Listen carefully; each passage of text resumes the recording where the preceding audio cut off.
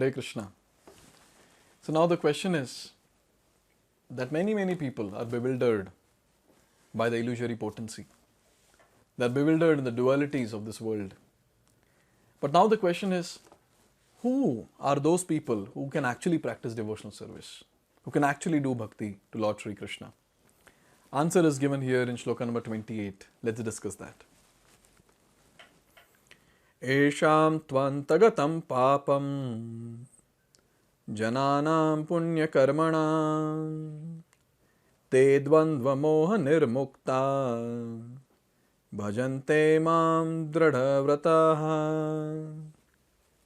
So here Krishna is saying that jananam punya karmanam, all those people who have lived their life very piously, when in the past life, even in the present, the ones who are very pious, what happens? And also along with that, esham tva antagatam papam.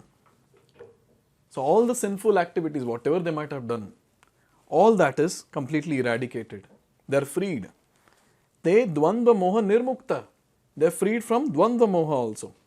Dualities arising from delusion. Such people, bhajante mam dradhavrataha.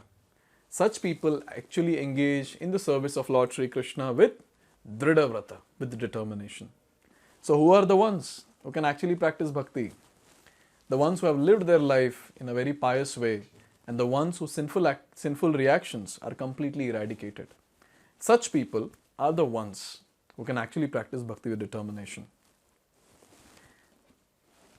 Don't know if this shloka is hope giving, but surely we have hope because devotional service is very powerful. Let's see that.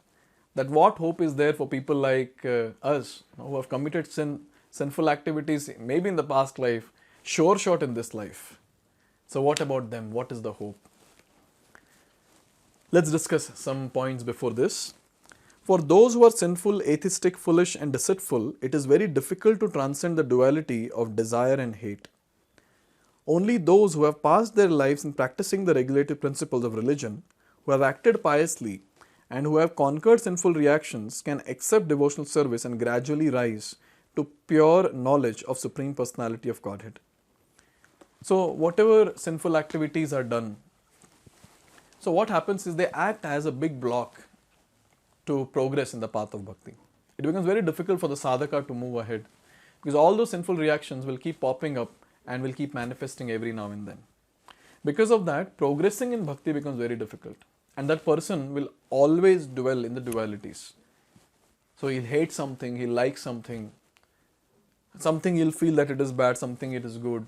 Always, all the time, the person will be in this. Because these sinful tendencies which are there, those will act like a big block and he'll not be able to get the clarity in life, what next to do. So it's very important to know that people who are pious, it's very easy for them to practice devotional service. People who are not very sinful, maybe anyone who comes to this material world, everyone is sinful, everyone does sin. But then they have lived their life piously, majority of the life is pious and little bit of sin here and there, that is done.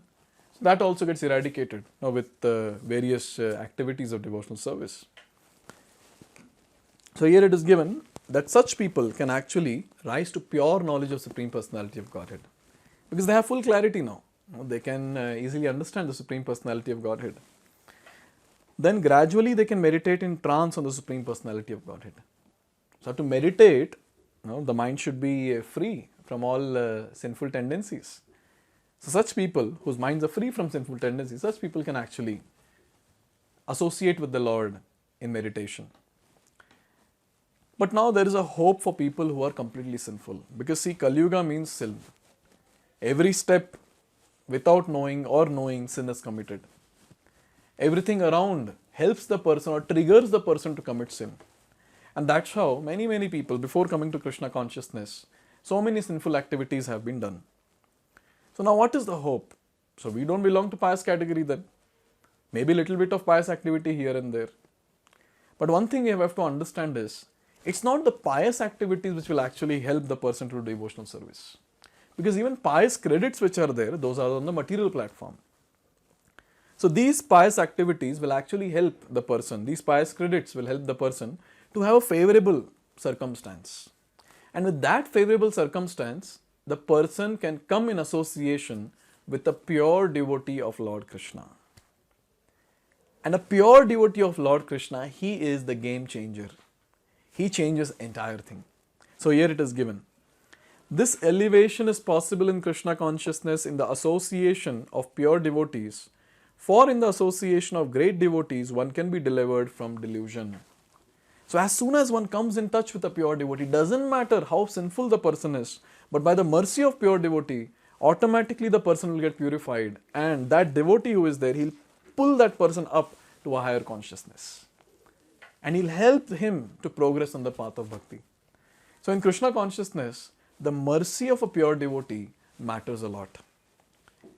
Because for a sinful person to practice bhakti becomes very difficult. But then, if there is mercy of pure devotee in the life of that person, automatically, without his notice, all his sinful reactions will be eradicated and he'll be pulled to a higher consciousness and he'll be made to practice devotional service. Not by his own potency, but by the potency of that pure devotee. So here it is given, if one actually wants to be liberated, he must render service to the devotees. Mahat sevam dwaram ahur vimuktehe. But one who associates with materialistic people is on the path leading to the darkest region of existence. Tamo dwaram yoshitam sangi sangam. So there are two paths, two types of association which are available. One association is the association of devotees, and another association is the association of materialists. It is said in Shastra, Sadhu Sangha Sarva Shastra Kai, Lava Matra Sadhu Sangha Sarva Siddhi Hoy. So when we associate with pure devotees, even for fraction of a second, what happens? Sarva Siddhi Hoy. That person can get delivered. All the auspiciousness will come in his life when it comes to practicing devotional service. So this is the glory. So we have to find the association of devotees, associate with devotees on a regular basis.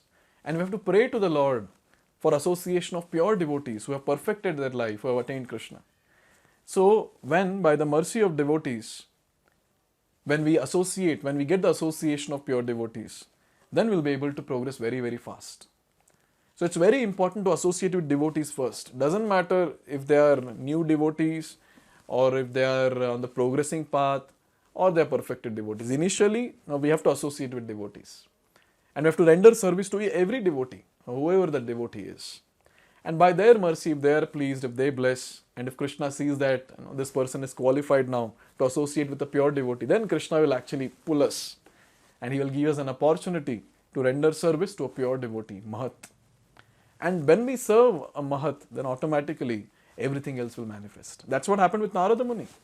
Narada Muni in his previous life was the son of a maid servant. And he was very young. But pure devotees came to his place. And Narada Muni, without his notice, since his mother was serving those pure devotees, he also assisted his mother. And what happened? The pure devotees were very pleased with the small boy who was there.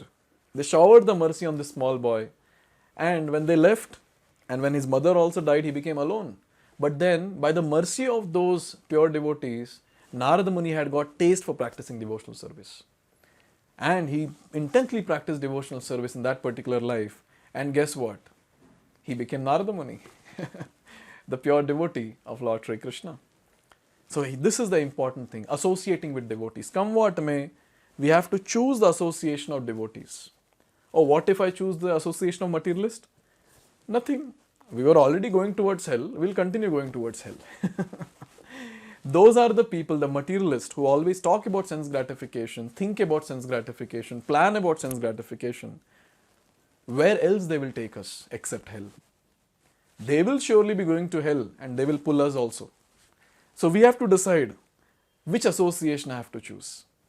As much as possible, we should avoid the association of materialists who are always engrossed in material sense gratification and associate more actively with the devotees, coming in the association, doing various devotional services together, serving them very nicely, seeking their blessings on special occasions, like birthdays and others. So this actually makes a lot of difference in the life of a sadhaka. Or else, the sinful reactions which are there in our account, from past life, this life, all that, will actually not allow us to move ahead in the path of devotional service. So association of devotees is what is very, very, very important. And it is said that only the most fortunate ones will get the association of devotees. And the ones who are very, very, very fortunate, they are the ones who will get the association of pure devotees. So here it is said that all the devotees of Lord traverse this earth just to recover the conditioned souls from their delusion. Unless one is reinstated in his own constitutional position, it is not possible to understand the Supreme Personality or to be fully engaged in his transcendental loving service with determination. So devotees are going around.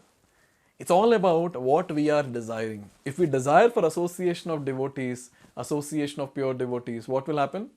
Lord will send them. Anyways, they're traveling. So Lord will say, chalo, go and visit that house, that devotee is waiting for you. So it's all about what we are desiring. If we desire sense gratification, we'll get such a group who are doing sense gratification. But if we desire that, no, I want to attain Krishna this very lifetime, I want the association of fired up devotees, Krishna will send such association for all of us. So here it is very clear that those who are freed from the sinful reactions of the past, who have lived the life piously, they are the ones who can practice bhakti in a very, very determined way. But there is a hope.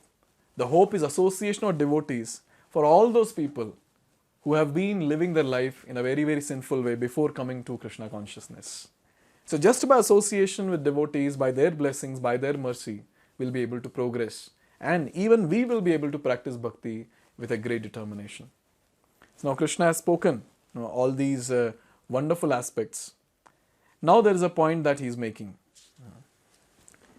So in the next shloka, Krishna is talking about that what are the different endeavors that a personality will do going towards taking shelter of Krishna. And he is going to end the entire chapter with some very, very wonderful instructions. And this particular instruction will actually enable us to move closer to Krishna step by step. So let's see that in the next two videos. Hare Krishna. Hare Krishna, Hare Krishna, Krishna